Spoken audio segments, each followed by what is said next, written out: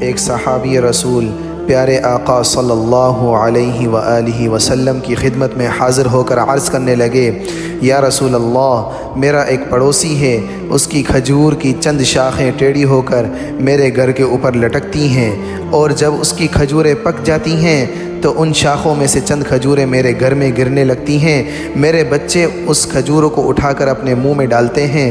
یا رسول اللہ، ہم غریب لوگ ہیں، وہ آدمی بھاگتا ہوا آتا ہے اور میرے بچوں کے منہ سے وہ کھجوریں نکال لیتا ہے۔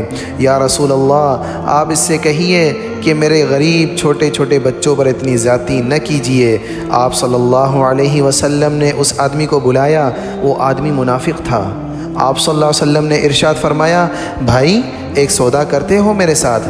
اس نے پوچھا، کون سا سودا؟ آپ صلی اللہ علیہ وآلہ وسلم نے ارشاد فرمایا، یہ کھجور کا درخت مجھے دے دو اور میں اس کے بدلے میں تمہیں جنت میں کھجور کا درخت لے کر دوں گا۔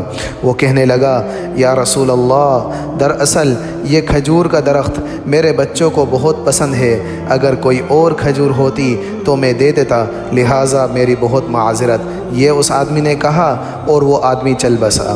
حضرت ابو دحداح رضی اللہ تعالی عنہ وہ بھی اسی مجلس میں شریک تھے اور عرض کرنے لگے، یا رسول اللہ صلی اللہ علیہ وآلہ وسلم، اگر یہ کھجور کا درخت میں اس آدمی سے خرید کر آپ کے حوالے کروں تو کیا مجھے بھی جنت میں کھجور کا درخت آپ دلوائیں گے؟ آپ صلی اللہ علیہ وسلم نے ارشاد فرمایا، ہاں بالکل، میں تجھے بھی اس کے بدلے میں جنت میں کھجور کا درخت دلواؤں گا۔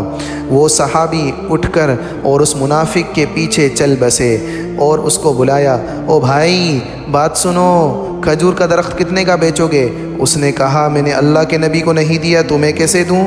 انہوں نے کہا، اچھا بھائی منہ سے بول، کتنے پیسے لوگے؟ اس نے جان چھڑانے کے لیے کہا کہ اپنا سارا باغ میرے حوالے کرو، تیرے سارے باغ کے بدلے میں تجھے اس ایک کھجور کا درخت میں تیرے حوالے کروں گا۔ تو حضرت ابو دحداح رضی اللہ تعالی عنہ متفق ہو گئے اور کہنے لگے، اچھا بھائی سودے سے پھرو گے تو نہیں؟ منافق نے کہا، میں کوئی پاگل ہوں؟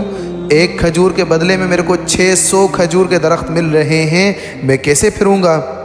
لہٰذا وہ متفق ہو گئے۔ ابو دحداح رضی اللہ تعالی عنہ اپنے باغ میں تشریف لے گئے اور اپنی جیب میں جتنی رقم تھی وہ بھی ساری اس کھجور کے باغ کے اندر، زمین کے اندر ڈال دی اور کہنے لگے کہ یہ بھی ساری کی ساری اس کھجور کی کمائی ہے، اور اپنی زوجہ کو بلایا اور کہنے لگے کہ اب یہ کھجور کا درخت ہمارا نہیں، اس کھجور کے درخت سے اللہ کے نبی سے سودا ہو گیا ہے، اللہ کے نبی اس کھجور کے درخت کے بدلے میں، ان باغوں کے بدلے میں ہمیں جنت میں کھجور کا درخت دلوائیں گے۔ آپ صلی اللہ علیہ وسلم کی خدمت میں حضرت ابو دحداح رضی اللہ تعالی عنہ حاضر ہوئے اور فرمایا، آپ صلی اللہ علیہ وسلم نے فرمایا کہ ابو دحداح کیسے سودا ہوا؟ عرض کرنے لگے، یا رسول اللہ، سارا باغ دے دیا اور وہ کھجور کا درخت ایک لے لیا، وہ ایک کھجور کا درخت لے لیا اور اپنا سارا باغ دے دیا۔ اللہ کے نبی نے فرمایا، پھر میرا سودا بھی بدل چکا ہے، اور فرمانے لگے میرے ساتھیو، میں اپنی آنکھوں سے دیکھ رہا ہوں، اللہ نے تیرے لیے جنت میں ایک محل نہیں، سینکڑوں محل بنا دیے ہیں، اور ایک باغ نہیں، ہزاروں باغ تیرے لیے تیار کر دیے ہیں۔